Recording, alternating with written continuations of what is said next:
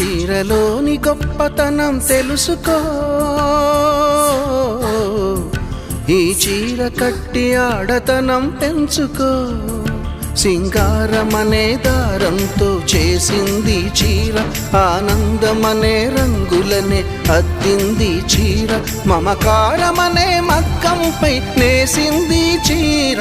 చీరలోని గొప్పతనం తెలుసుకో, ఈ చీర కట్టి ఆడతనం పెంచుకో.